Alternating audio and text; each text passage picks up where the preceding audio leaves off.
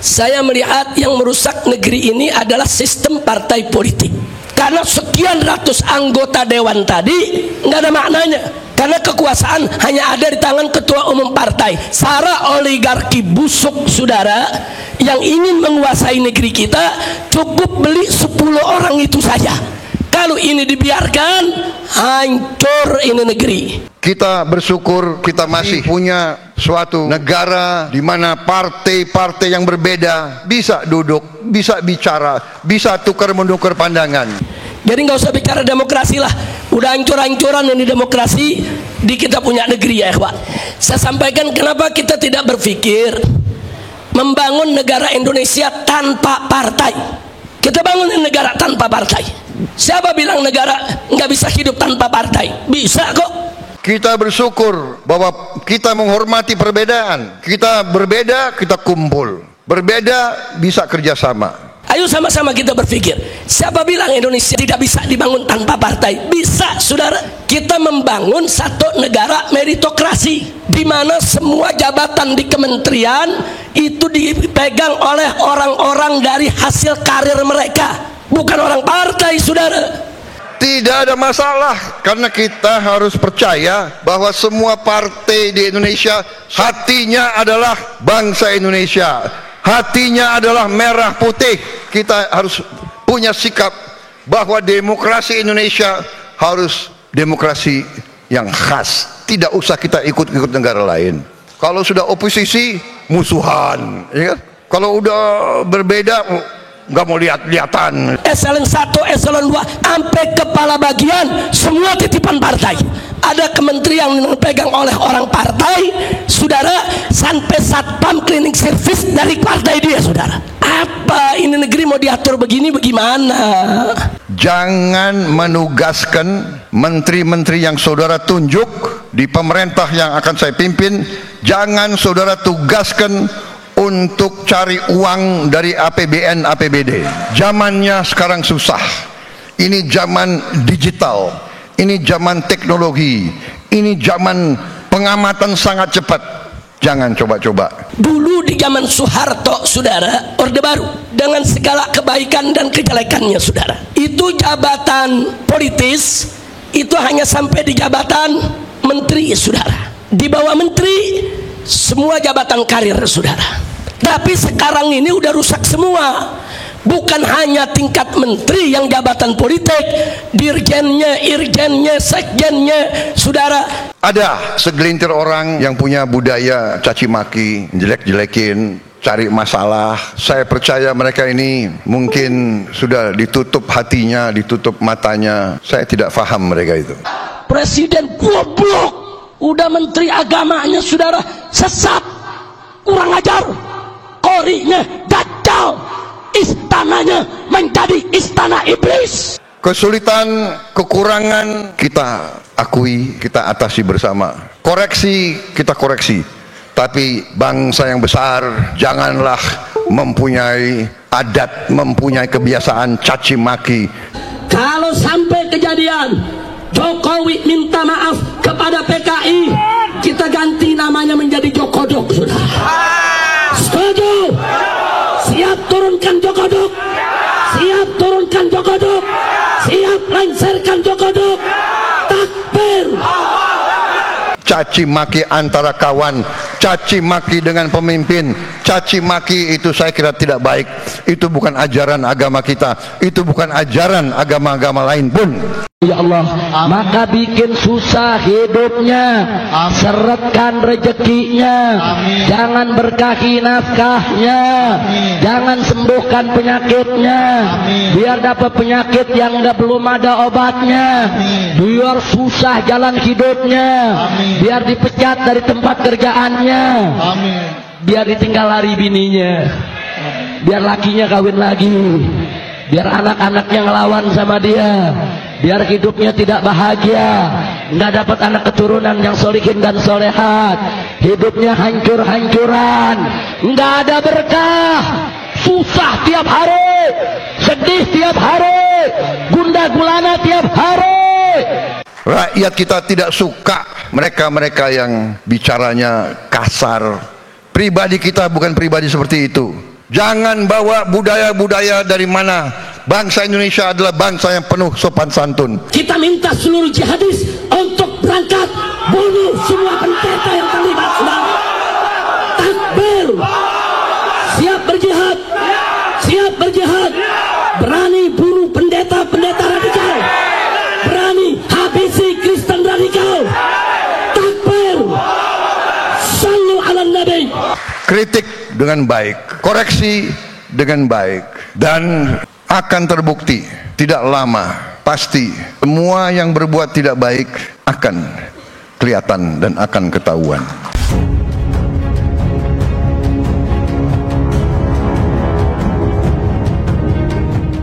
Keadaan dunia dalam keadaan yang sangat rawan, sangat rawan. Ada pemimpin-pemimpin dunia yang penuh dengan, menurut saya, sikap-sikap yang tidak arif. Tadi disampaikan oleh Pak Muhaimin, kita perlu toleransi, kita perlu kearifan, kita perlu suatu suasana yang saling menghormati, bukan saling memaksa kehendak sendiri. Tetapi ada bangsa-bangsa yang saat ini mau memaksakan kehendak sendiri. Kita lihat di depan mata kita, tiap malam kita lihat bagaimana rakyat tidak berdosa, ibu-ibu, anak-anak dibantai, dibom, bukan dalam jumlah sedikit, dalam jumlah ratusan ribu. Dan sikap-sikap yang seperti itu sedang membawa dunia dalam keadaan yang sangat rawan. Saudara-saudara, Israel mengatakan akan menyerang Iran. Iran mengatakan siap menerima serangan dan akan membalas secara besar-besaran. Saudara-saudara, diduga bahwa Iran sudah melaksanakan uji coba nuklir. Jadi kalau tidak ada kearifan dari negara-negara besar, dunia dalam keadaan yang tidak baik. Indonesia, kita bersyukur bahwa kita saat ini menikmati keadaan damai. Kita bersyukur ibu kota kita tidak dibom. Kita bersyukur anak-anak kita masih bisa ketawa, walaupun sebagian dari mereka dalam keadaan yang susah. Kita bersyukur kita masih punya suatu negara di mana partai-partai yang berbeda bisa duduk, bisa bicara, bisa tukar-menukar pandangan. Kita bersyukur bahwa kita menghormati perbedaan. Kita berbeda, kita kumpul. Berbeda, bisa kerjasama. Saudara-saudara sekalian,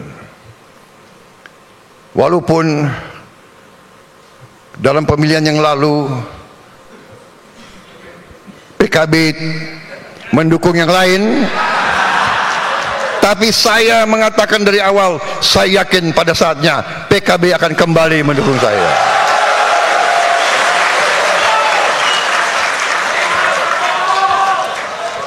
Benar? Ya kan?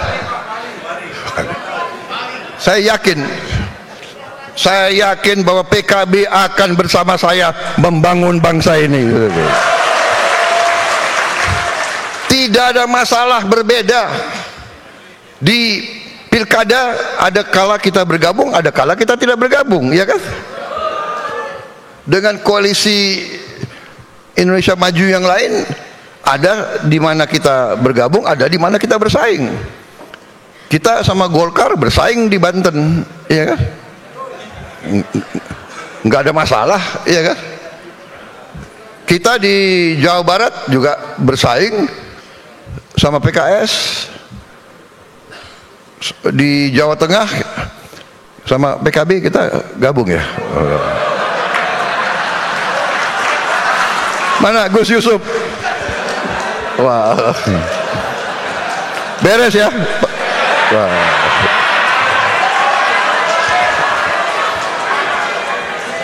Tidak ada masalah, karena kita harus percaya bahwa semua partai di Indonesia semuanya adalah, hatinya adalah bangsa Indonesia, hatinya adalah merah putih. Jadi kita harus punya sikap bahwa demokrasi Indonesia harus demokrasi yang khas, tidak usah kita ikut-ikut negara lain. Kalau sudah oposisi, musuhan, ya kan? Kalau udah berbeda, nggak mau lihat-lihatan. Buktinya saya mau datang ke sini, ya kan?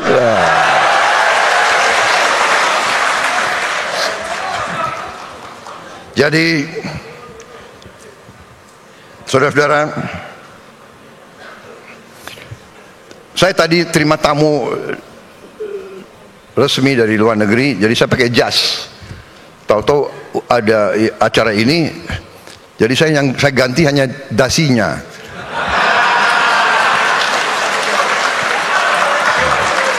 Karena NU ganti hijau.